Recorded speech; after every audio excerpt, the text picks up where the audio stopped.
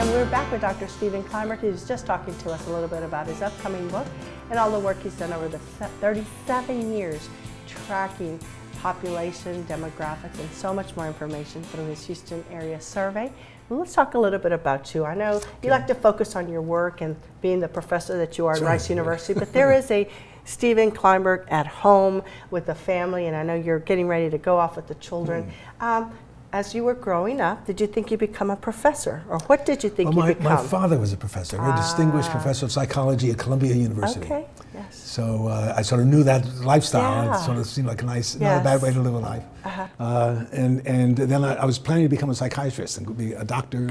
And I took my first philosophy course in my freshman year, I guess, at Haverford College, a wonderful liberal arts college outside of Philadelphia. Okay. And here were the great questions people could ask. But I go back to the chemistry lab because that's where you could get answers.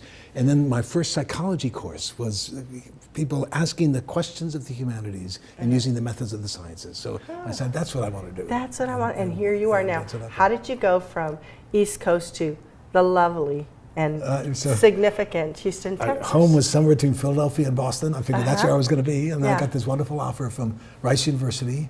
And you said, never Houston, been outside of that corridor. And so, Texas. Yes. Why would? So we did what everybody used to do in those days, still does today to somebody, oh, well, the job is there, we'll go for a couple of years. I was finishing a book, my wife Peggy was finishing law school, and then we'll go to some real place. And so 45 years later. And this has become home. Well, this is the most interesting and consequential city in America. Who knew? I mean, there was never, no inklings. At the beginning, when I first came, this was a racist, business-oriented city with no interest in anything but come on down and make money, and who cares if it's ugly, so what if it smells, it's a smell of money. And then with the collapse of the oil boom, paradoxically, Houston became a much more interesting city. And we're much more diverse in terms of professional services and jobs and why people come here. Much more interesting city, much more alive, much more self-consciously aware that we need to reinvent the city if we're going to position it for success. So if you had to take a wild guess, where do you see Houston, Texas 20 years from now? Well, what's so interesting is I finished this book and sort of, where are we? What's the lessons? The jury is out for Houston. We have lots of wonderful things happening, not nearly enough investment in education. In a time when good blue-collar jobs have disappeared, when education is a critical determinant of a person's ability to earn enough money to support a family in the new knowledge, global economy of the 21st century.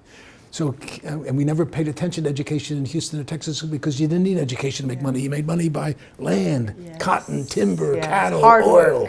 Hard work. Blue-collar, oil, exploitation of the land. Now the source of wealth is knowledge.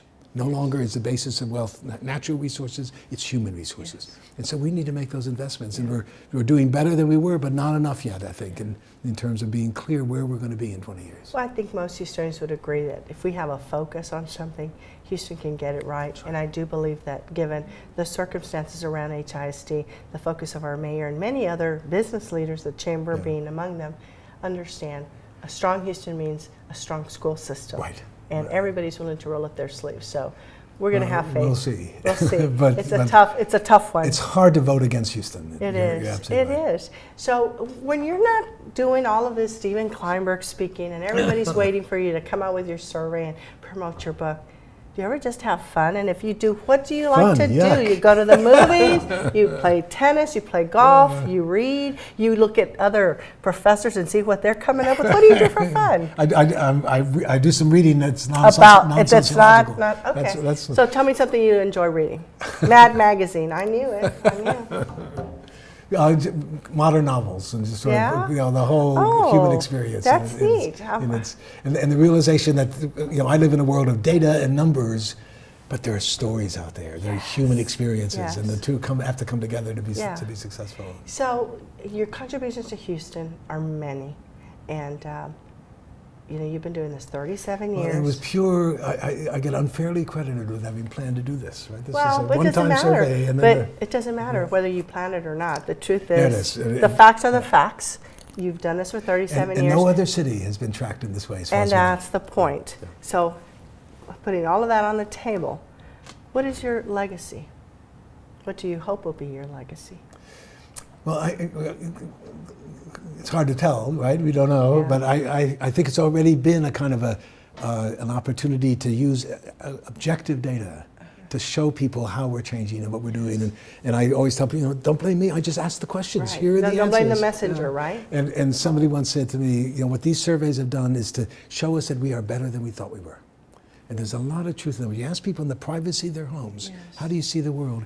You get a picture of a city really far further along than you find when you just look at public positions and attitude and public policy. Well, thank you for showing us that we're better than we think we are, and that we continue to thrive as a city, and that model, as you mentioned, for the rest of the country. Thank you for everything you've been doing. Thank you so much. We appreciate it. So on behalf of the Houston Hispanic Chamber of Commerce, our board of directors and staff, we'd like to thank you for joining us on CUBE 57 and for joining us today as we recognize Houston legend, Dr. Stephen Klineberg. Have a great day.